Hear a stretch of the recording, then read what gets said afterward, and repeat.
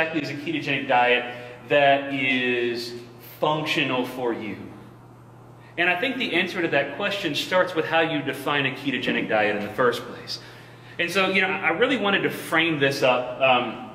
What's a ketogenic diet? Is it one of these? I mean, because these are really myriad, nuanced sort of diets. I mean, 90% fat, 8% protein, 65% fat, 30% protein.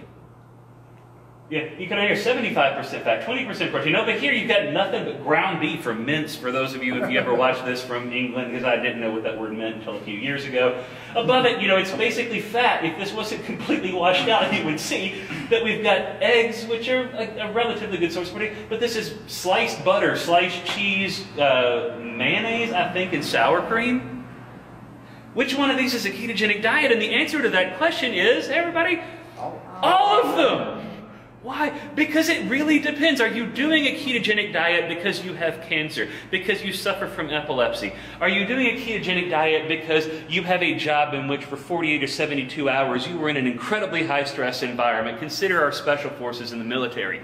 Those people have contextual requirements of their jobs or of their lives that manipulate the answer to this question. So what is a ketogenic diet? Really simple. The ketogenic diet's one in which a diet is sufficiently low in carbohydrate to cause the body to produce ketones, full stop.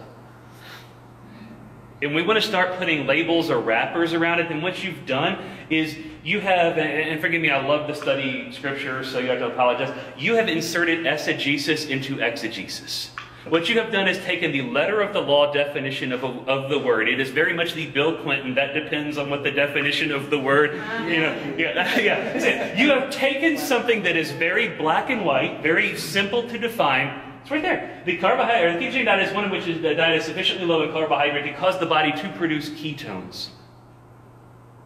And we've complicated it by inserting context, contextually appropriate opinions in there. For somebody that is the size of Luis Villaseñor, guess what? Let's be realistic. Protein requirement is not that high, but he has a large frame of muscle mass. Guess what?